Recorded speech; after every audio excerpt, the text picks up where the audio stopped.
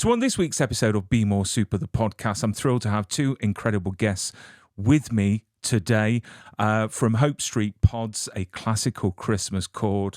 We've got Nhi Do and Rhona Rees. Welcome to the show. Hi, thanks for having us. Do you know what? So excited to be here. Do you know what? I'm so excited to have you both here because not only are you cemented very, very firmly within the acting community and also voice community as well, but I've listened to the whole podcast and I think it's awesome. And I've enjoyed it from the first episode to the last, and I didn't want it to stop. I want to know what happens next. I am literally a modern man in the way that I like write my rom-coms, and I love Hallmark movies. I'm just it's my guilty pleasure. It really, really is. But before we talk about this wonderful podcast series, I wanted to find out a bit more about you two individually. So, Rhona, you're originally from Down Under, from Australia. Correct. Yes. I was reading your bio, and you actually worked with Ernie Dingo, and then I thought it's a name that I'm familiar with, and I saw a picture at Crocodile Dundee too, and he played Charlie, and I was like, wow. So, what brought you over from Australia over to Canada? The film industry and a sense of adventure. Yeah, I was a child actor in Australia, as your research told you, and I wasn't from a showbiz family at all. So when I hit that kind of awkward late teens, early 20s phase where suddenly the talent pool expands and you're not sort of a part of the kids show world, but you're not really quite old enough to play, the cops or the lawyers yet. The brakes kind of went on my career unintentionally, and I, like a good little daughter, followed my parents' advice and went to college and got a degree and got a job and was absolutely miserable. And discovered pretty quickly that a desk job was not really for me. And it wasn't until I had a mutual friend who I had heard had moved over to Canada that I'd even considered Vancouver as a destination for film. Everyone always talks about LA, or New York maybe. But I'd been to Canada before. I'd done the stereotypical Aussie thing and done a ski season in Whistler. And knew that I loved the city and loved the country, and just decided to follow the dream. Wow. I mean, at least you chose Vancouver and not Toronto, because it's a warmer side that you've gone from Australia over to Vancouver, which is nice. And Nhi, how did you get into the industry? Because again, you've done so much stuff in your career from Watchmen, which I think is an awesome film. I was chatting to David Hayter the other day, who actually wrote The Watchmen, the screenplay. And then you've done tons of voice work as well as TV and film. So how did you get into the industry and why?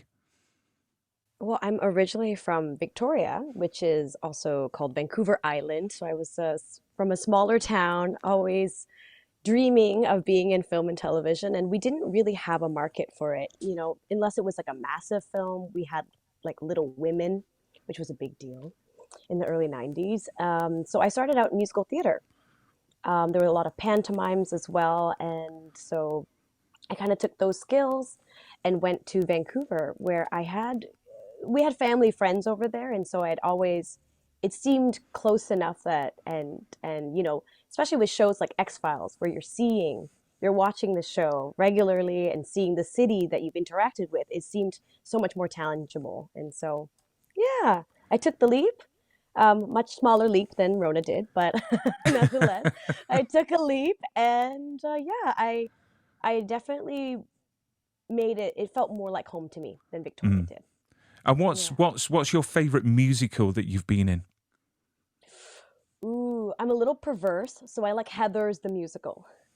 Yeah, do you know what? We watched that on TV for the first time the other night because my wife's never never. I mean, I've been in the West End. I was in Casper the musical in the West End, Oh, and wow. Wow. I've done cabaret as well, and Oh. back in the day, and she's never been to the West End, and we went to go and see Wicked, which she thought was Oh, fantastic. wow. And So fun. literally, I was in tears. Amazing. But Heather's, what a cool musical. Is completely different to your Yeah. traditional musical. And I was like, wow, okay, this is really, really good.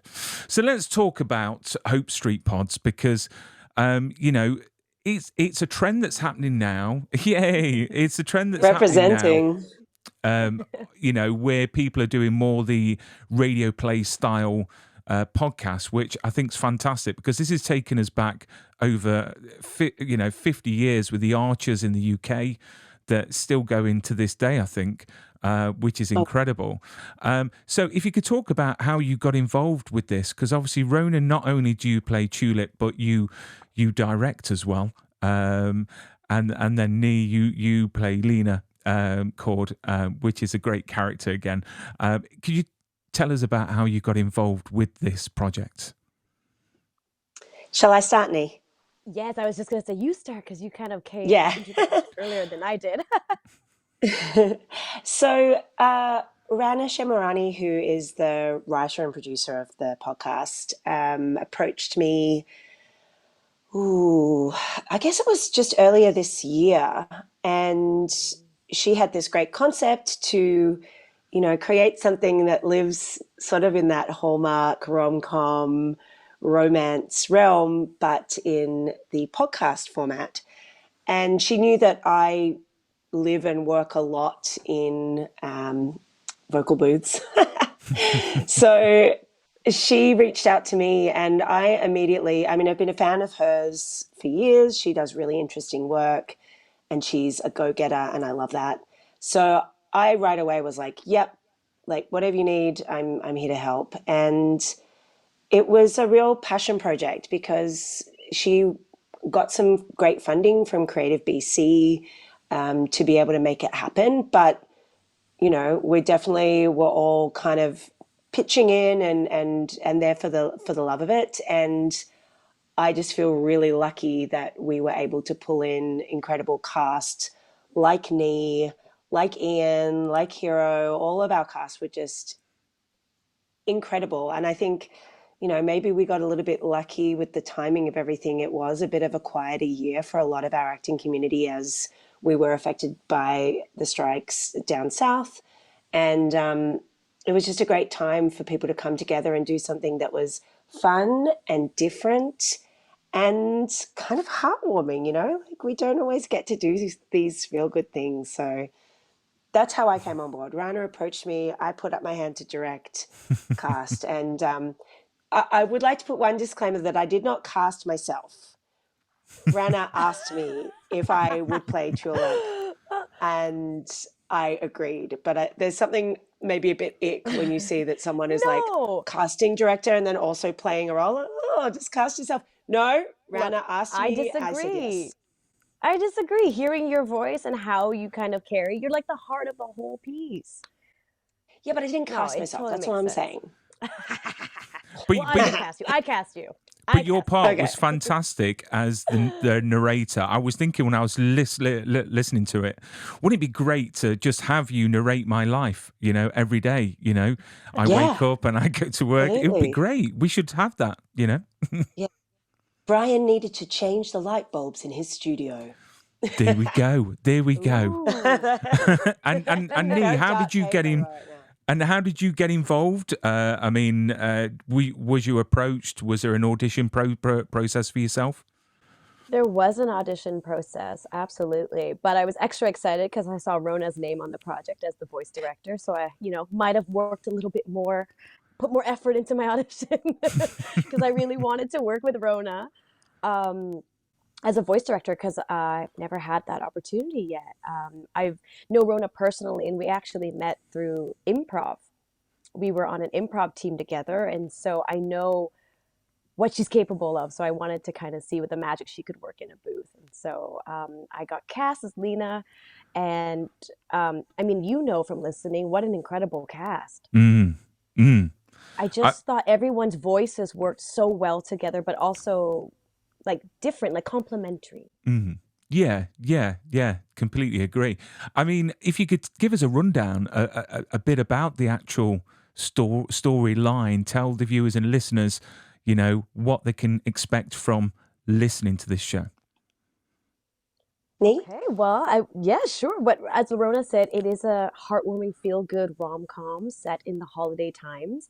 It centers in the beginning around Lena Court, who I voice. So she recently inherited her father's classical music shop, and it's kind of suffering this year because classical music is a bit of a hard sell. So as she struggles with that, the other side of the story is Zach Sellers, who was her kind of high school flame, has turned into a big pop star, but he's had some bad press, so they've sent him home to Hope Street to for a little time out. And so they run into each other, and hijinks ensue because they never really broke up. So a lot of unsaid things that holiday magic brings out. And I love how diverse this cast is, and the storyline, and just everything going on. Watch the pylon. I think it was, and it's little bits like that. And I love how the end of each episode, you want to be listening to the next one straight away. You're like, oh Yeah. no, no, no, you've just left me on a right cliffhanger. No. So thank goodness the episodes are there. I mean, is there a plan to maybe have more episodes, like continue the story? Because I wanted more, and there was only, I think it was 7 episodes. I think it was. I've subscribed anyway, so good to know that I have subscribed. I'm waiting for more. I mean, was it a conscious effort, like sort of decision making to have those amount of episodes, or was an opportunity to maybe stretch it out a bit more?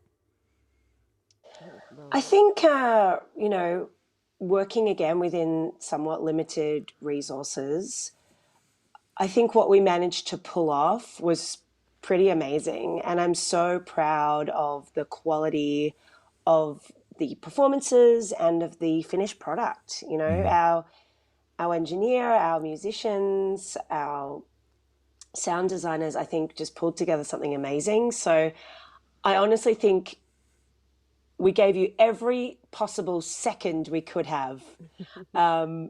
But I know that Rana definitely has plans for more from Hope Street. And whether that is a continuation of Lena's story or if it's other colourful characters from the town, we'll have to wait and see. I mean, obviously, in the context of voice acting, Nhi, how does your approach to, say, the character of Lena, and how you approach bringing her to life, because it's a bit different to, say, visually on screen. You've got the ability to obviously use your body and your facial expression, so it must be quite difficult to bring that character to life as much as you have done, over this show. I mean, how do you approach the character compared to, say, if you was on screen? But I mean, you totally nailed it with the fact that like I don't have access to my body language, my face. So it's kind of investing everything into your voice. It takes a lot more energy, I think, to convey everything with just one element of you. I know Rona's big note for me when I first came in was be more me, which was really sweet to kind of, make the character more my own. I mean, Rana's writing was so delightful as well. It totally gave me like Nora Ephron vibes, which I'm a big fan of. So I think that was something that helped me easily slip into the character of Lena. But yeah, I think it was the environment we were in. We all got to record as an ensemble together, which sometimes, especially with the pandemic, we were recording solo, like individually in the booth and hearing the other person's recording in your ears. So it was really nice, and I think you got some special kismet energy with everybody being in the room together. Which must have been such a magical experience, because during the pandemic, yeah, people are in their vocal booths, but I suppose nothing replaces the fact of being opposite your actual, you know, your partners in crime, in the way that when you're doing the script and you're reading it out, you can get those facial expressions from them, and you can up your game. I mean, as a director, Rona, I mean, how different is directing a voice project like this opposed to, say, you know, a visual project, a TV program or film? Yeah, it's definitely a whole different ball game. The one of the fun things is there is a bit more flexibility in the recording. Although on camera, of course, you can edit takes together if the continuity works. With a podcast or animation, we can chop and change and pick and choose as much as we like. That being said, of course, like Nhi said, being able to record as an ensemble and just feed off each other's energy and just see where the other person is playing the stakes is so important to the performances. I've directed characters individually for animated stuff, and it's great because you can make it happen and it's safe and they can be around the world. But, often you're reading in with the characters and you're having to remember, okay, how did the character that this person is in the scene with say it? I need a performance that's going to match that. And it's really just nowhere near as organic as the magic that happens in the room together. So, yeah, it's fun and it's playful, and I love being in the control booth as a voice actor and a director. It's fun to be able to play on both sides of those. And this, I have to just say, Nhi was in, basically almost every scene of this radio play. And she worked so hard, but her energy never dipped. And I'm just, super proud and so glad that we had her as our lead.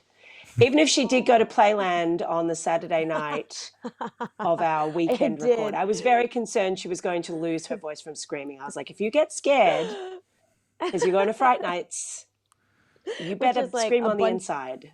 I did. I screamed on the inside. It was all these haunted houses. It was poor planning on my side of things. But I fessed up to my director. I said, hey, I will scream on the inside.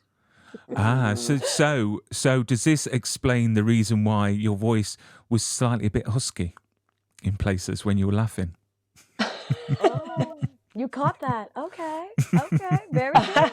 Perhaps. I think Nhi and I both have some natural husk to our voice. We do have natural rasp and husk. Yeah. I mean, it's got to be challenging though to direct it, and obviously, I mean, with the freedom that you've got with the material. I mean, did you have a bit of leeway on changing a few things from a directing standpoint, and what has been the most challenging part for you directing this motley crew into producing what the end project has come to light? Well, the great thing was that we had Rana in the room with us. And that's always great because you can bounce around ideas on the fly. She can yes or no them. And it's just great to be able to collaborate in that way. There are a couple of jokes that I wanted to offer alternatives on that we played with, and little improvised moments that the actors brought that just, again, it's those things that you can't ever predict. It's creating the right environment for those actors to bring their magic. I think the most challenging thing, honestly, was probably just the timeline that we had. We recorded at double time of what we usually would on a big, animated union gig or something like that. We're working on an indie style budget with basically almost donated studio time.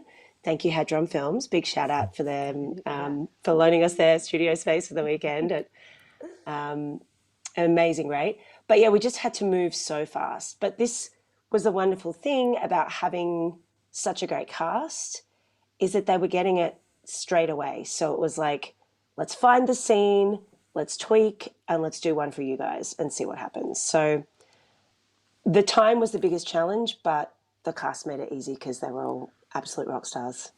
And what I loved was from your Instagram account is that you dressed the studio in Christmas lights, which I Yeah, thought you was noticed. amazing. I mean, what time of the year did you actually record, your vocals? October. Ah, so early. So Yeah, early. So you had the yeah. Christmas decorations out early.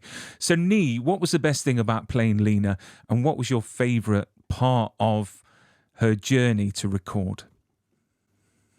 Oh, that's so tough because I really did fall in love with Lena. Um, I mean, I laughed a lot in the studio. So and the thing was our because we were recording as an ensemble, our mics were hot even when you weren't speaking. So when everyone was acting and they were so funny and delightful, you're like, I can't overstep, I can't laugh, but you could feel everyone's and I think that's what it was. It was as Lena, I got to interact with every single character. And so that was such a joy to be in the booth with all these different people with such an array of talent. And I'm actually newer to voiceover. And so to be able to work with such veterans in the industry as well, I learned a lot. This is actually my first audio play or, Really? yeah, podcast. Yeah.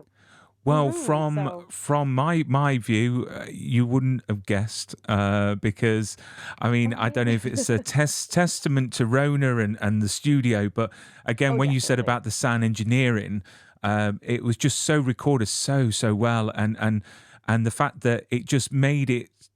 I don't know how to describe it. It's sort of 3D, It was like the voices are around, and the music and the sound effects and everything like that was just perfectly balanced for me, because there's certain radio plays out there that can be quite harsh, and you can tell that they haven't taken the time and care in that. I mean, who do you feel that this radio play podcast will resonate with? I mean, what's the audience that you're aiming for? Either of you, if you want to answer.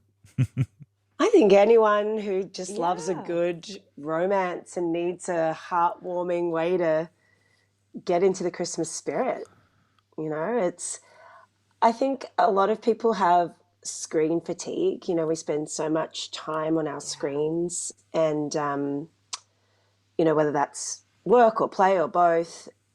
I think, podcasts, people are turning to them more and more because they're something that you can enjoy while you're cooking or while you're walking the dog, or, there's something you can kind of enjoy while multitasking, and you don't have to use your poor little tired eyeballs.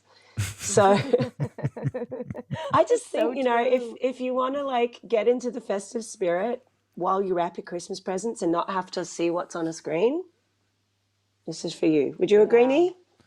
I absolutely agree. I mean it definitely helped when it first came out, it definitely got me in the holiday spirit. And I love having I don't do chocolate. I'm actually allergic. So what I do is I have like apple cider, like warm apple cider when I listen, and it just makes me feel so festive. Do you know what? Apple cider you can't really get in the UK. You see, the thing Oh, is for me, the thing to get myself into Christmas every single year is when I have my first eggnog latte.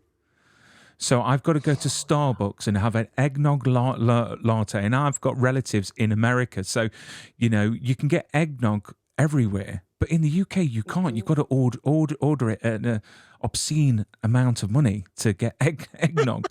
So if I go to Oh, I Starbucks, I've got to have wonder it. And it's just amazing. It really is. But apple Well, cider, Brian, again, I'm is lovely. flying to London on Friday. Do I need to bring you some eggnog? Eggnog, eggnog. I love Special it. But delivery. But thing is, in America as well, they have eggnog and they put like, is it like brandy or something in it as well? They have it like, Yeah, rum. yeah, yeah, Rum. rum, yeah. Yeah. And I'm like, wow, okay, never tried that, but I like my lattes, I really, really do. So I wanted to ask something that I've always wanted to know, because obviously the acting industry can be quite fickle at times, because you've got to look a certain way, you've got to the stereotypes. So is it different within the voice community in the the way that you get cast. I mean, because it's great because, I've always said I've got a face for radio. So, the fact that I could get a chance to maybe do voice work in the future, how hard is the industry compared to, say, acting on screen? Nhi, do you want to take this? Ooh, okay. I mean, you have I chime in, please. Okay. As I was saying, I am newer to voiceover, but I found in some ways, yes, it can be easier because you're not beholden to how you look. However, then that means all the focus is on your voice. And I think a lot of people who first start get into voiceover think, oh, I have an interesting, cool voice, easy. They forget they also Mm. have to act, Mm. and you have to act very well because you now no longer have your other facilities to use with it. So I think it's a double-edged sword in the Mm. sense that it is easier because you don't have to be judged on your looks, but you're being judged on one thing then, which is your voice and your ability to act and to make the words jump off the page. I think that's always key. Mm. Yeah. Yeah, I think you hit the nail on the head. I think that there's something so liberating about voice because, yeah, you're never too fat or too thin or too tall or too short, even too young or too old. You're not, like you said, you're not beholden to this body that you're living in. Um, my first big animated role, I played a perky little turtle for like a whole year on Littlest Pet Shop. And I I just love loved that, it. like, this is my gig. I'm a perky little turtle. And that's. I That's don't get to cool. play, like, of course, there's mocap and there are ways that you can do that sort of role with your body. But Mhm. again, I think voice, you have to tap into so much imagination because you Mhm. are creating the landscape and you're imagining the sound effects and it just you have to tap into this childlike imagination that we are so often told as adults to suppress. Mm. And I And think because, when people make yeah. that switch over from on camera to voice, I think one of the things they struggle with is because you are only using your voice, you actually need to engage all your facilities to get this kind of slightly maybe bigger performance out of your Mm. voice. And that means, getting big and animated and making silly faces. And, on camera, it's like, feel it within and then do nothing with your face. Uh, so I think when people make that switch, it's like all the same skills, but you're applying them in a totally different way. And it's a big tonal shift. It's a Mm. massive adjustment. Yeah. Yeah. I mean, do you have plans in place in what you want to achieve in your career? Compared to like when you started to now. I mean, do you have a plan in the people that you want to work with, or what you want to achieve, awards or anything like that? Well, I mean, with this, I got to be my first lead in my first audio drama, and also I got to work with Rona. So, like, three yeses right there. Woo! I'm bigger, Nee. I'm bigger. No, I'm just let me have this. Let me have this. I'm in happiness right now. That is awesome. And Rona, I mean, obviously you've done a hell of a lot in your career, over 28 years. In the industry, which is a shockingly amount of. I mean, you must have started when you was one. Do you know what I mean? Because 28 years is a long time. But I It mean, did, is. did did you have a plan in place in when you started, and has that changed throughout the years? Definitely. I think I started as I started when I was 11, as a fame hungry, attention seeking brat. And, there is still that side of me that is alive and well and pokes its head out every now and then looking for compliments and attention. But I've evolved so much as a storyteller. Now I write, I direct, and I have my eye at the moment on directing my first feature next year. And it is Yay! so much more creatively satisfying to me to create and tell my own stories than you know, auditioning sometimes on camera for, 2 lines in a series. And even if you get those 2 lines or you get those, even if it's a bigger role, 4 days on set, it's great. And I love it. And I'll never stop being a performer. But yeah, my goal, I don't necessarily want to be famous anymore. I think fame, a famous life is a complicated life. And I really like being able to like bop around the world doing whatever I want with no one really caring. Um, but I'd love to reach, a level in my career where I can choose my projects, by what I want to do, not by I need to make money. Um, and also have income for a comfortable life. I don't need Ferraris or anything like that, but we live in a pretty expensive city. Nia, I'm not sure if you're going to go back to that small town of yours and fall in love, but Vancouver No, does get pretty it does. expensive. I tell you what, Cedar Hills sounds a good place to live. I tell you, I've already Yeah. envisioned the town centre, like the town, like sort of marketplace, and the tree, and you being on stage and turning the lights on, and that is all in my brain. I mean, I've got to ask as well, not to be specific, but what advice would you give, say, someone in their early 40s from England, who maybe wants to, start a career in voice work? Where would they start? I mean, not to be specific, just random, I mean, you take a class.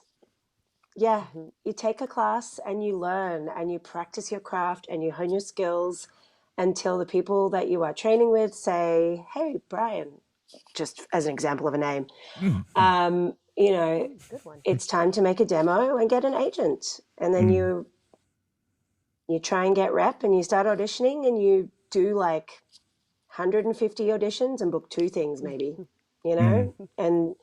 and you surrender to the long game of a career that is basically 98% rejection, but you're in it for the love of it. And that 2% where you get to work with beautiful friends who just make you laugh so much that actually I want to change my most challenging thing. Most challenging thing was to get them to stop laughing after takes so that I could give them redirects and we could keep going. There was a lot of Okay, laughter. you There were got definitely us. times where I'm like Yeah, in the booth like, yeah. yeah, yeah, good, yeah, hello, stop No, we're like, oh, laughing, sorry. having too We much felt like fun. naughty kids. We're like, So oops, basically, We sorry, you were were mother mom. naughty hen. You were kids. mother I hen. was. I had Trying to to. crack the whip. Yeah, we had a lot of Yes, mom. material to Sorry, mom. record. Yeah. Yeah. What I've about you, got. Nee? Do you have any different advice? No, I think that was amazing. And also, know what you like. I think what you want to do. Like, I think something for me was I really wanted to focus on animation. That was something I really wanted. Some people are really more interested in just doing commercials. Other people want to do video games, Mm. Mm. right? And all of those different genres have different types of voices and different types of deliveries. And if you love it, feast on it, right? So I love cartoons, so I watch a bunch of different cartoons to inspire me. I mean, people out there think it's easy to do because you speak to anyone during the pandemic and they're all saying, "Yeah, I'm a voice actor," Oh yeah, and yeah. you think, That was a Mm. big time for it. really? That was a big time. Yeah. And I've got to imagine it was quite oversaturated during the pandemic because you had a lot of actors, trying to make ends meet. Do you see a change within the industry since the pandemic in the way of the amount of people doing, the job of voice? Yeah, Um, I think you're right. I think a yes. lot of people upped their games, a lot of people who'd wanted to try it finally got around to it, finally upped their Mhm. setups. Um, but it can be a tough business to break into, and I think that, it's only the ones that are still sticking it out and haven't Mm, given up yet that are actually going to if making a living out of it is what they're aiming for, then they're the ones that are going to get there eventually, because it just takes a long time to get known and trusted and, you know, get out there. So I think, yeah, a lot of people started. I don't know how many people have continued. And, you know, Nhi is someone who, as she said, was really interested in animation and took classes and got coaching, and has, like, is a testament to, if you just keep working at it, then you will succeed. And that is exactly what she's done. She's in series that are out and just kicking butt left, right, and center. And Just what a, Rona is not mentioning is that she was like my biggest cheerleader in the beginning. She was so supportive of me wanting to do this, and so encouraging, and helped so much. She was like, reach out to this person. Have you met this person? Just really connecting and getting me set up for it. So thank Okay, but here's the cool thing, another casting disclaimer.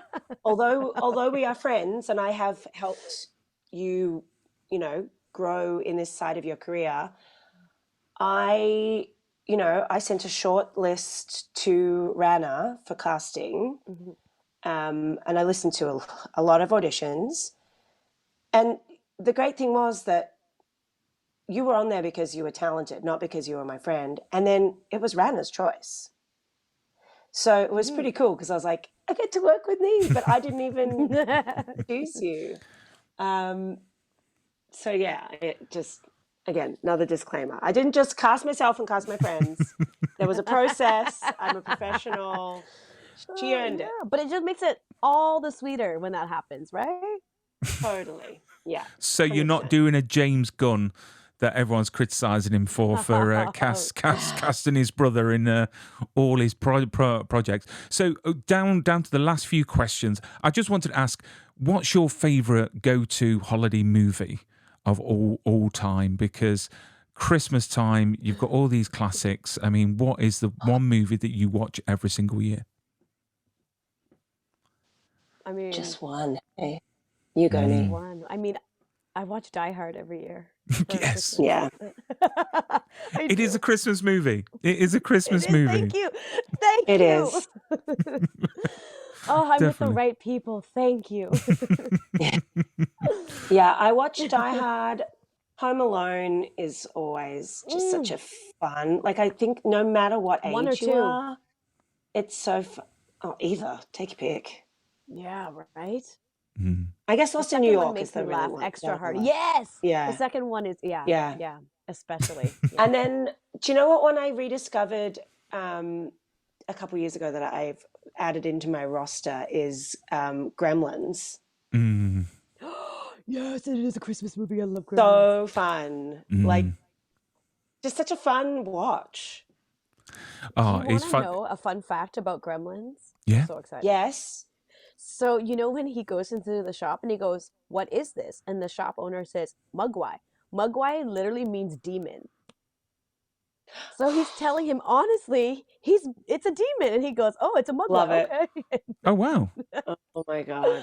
I love Wow. that. Fact of Wow. the Yeah. day. Christmas fact of the day. Oh, you see, my go-to movie every single year is Santa Claus the movie with Dudley Moore and John Lithgow. Oh, yes. For me, that and the Santa Claus in that, I thought when I was a child that was a real Santa Claus, because he just looks like Santa Claus. I think it was Grizzly Adams, the actor that plays Grizzly Adams, that plays Santa.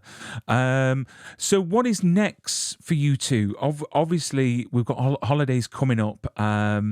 You've been both working on a project called, is it something Time Helmet? Is it? Oh, Time Helmet. Oh. I think Yeah. that's in So post. okay. Yeah. yeah, it's in post. in I mean, post-production, is there anything else coming out or that you're working on that you can mention? Rona, do you have anything? Sure. Let's see. Right now I'm on an episode of Upload that's streaming on Prime. I love that show. So I mean, good. it's a kind of blink and you'll miss me kind of role. No, stop. I have a project that, I don't know if I can say the name, but next year I will have my first, in 28 years in the industry, I will have my first project that has a cinematic release, Mhm. and I'm pretty excited about that. Yeah. So yeah, follow me on socials and you'll hear all about it when it comes out. But for me, my main thing is I made a short called Freya that is online if anyone wants to watch it. It's on YouTube. If you search on the Dust channel on YouTube, it's Freya. If you're outside of Canada, inside Canada, it's on CBC Gem. And we are hoping to go to picture next year on a feature, and that's a big deal for And you me. did Very big Freya deal. with a friend of the show, which is Praneet. He's Yes, been on the show twice. Amazing and guy. Nhi. Nhi And was yeah, also in it. yeah. Yeah. Oh wow. I need to watch it. I saw it. And I was thinking, where can you watch it? So is it YouTube or is it on a website or? Yep, it's on the Dust channel on YouTube. So if you just literally go on there and search Freya, you'll see my face, Nhi's face, Praneet's face. Be warned though, it is not child friendly, not safe for work, and vibe wise, probably the opposite to a classical Christmas chord. This is true. This is true. We'll I love see. all the disclaimers. Yeah, Yeah, yeah. It's very American, isn't it? You know, the yeah. disclaimers at the bottom of the screen. Yeah, I I'm can doing a put lot of disclaimers this thing. I can put that on post. Don't worry. Great. And Nhi, what are you got coming up? I'm in a new show called Sight Unseen. It will be in the States on the CW. It will be on CTV in Canada, but I'm not sure when it's going to come outside of those two countries. Usually, probably a few months later, hopefully. So I am guest starring in one of those episodes, episode 7. And I'm in a video game. It's like a sci-fi um, point and click adventure, like kind of like choose your own adventure. So there's no fighting, and that comes out first quarter. So they're thinking February next year on Steam, Xbox and Nintendo Switch, and it's called 1000 Times Resist. Wow. Cool. Wow. So very, very Yeah. busy. I look forward to everything you do in the future. And thank you so much for coming on to talk about Wait, uh Brian, wait. I yeah, remembered something that's way more on point. I'm in a yeah. Hallmark Christmas movie that's on in 2 days called Heaven Down Here. Heaven down here. Um, I'll make Yay! a yeah, note. it's Thursday, December 14th, on the Hallmark Movies and Mysteries channel. There you go. That's more on brand. And Yay! we get that in the UK as well, which is great. Because Yay! I love my Hallmark movies. I think they're great. Forget like big budget, independent movies and like small like TV movies. I've got all the love for. I just think they're fantastic. Independent movies, I think that you get a lot more heart and soul in them Yeah. because they're less controlled by the big corporations that say that you can't do this and you can't do that. 100%. So Yep. you get a bit of freedom. Mhm. But have a lovely holiday, as they say over the pond. I mean, do you say Merry Christmas or is it just happy holidays? I think it depends. Depends who Yeah, I you're think we talking say to. both. Yeah. Yeah, Is it I really? prefer to say happy holidays because I feel like it's more encompassing.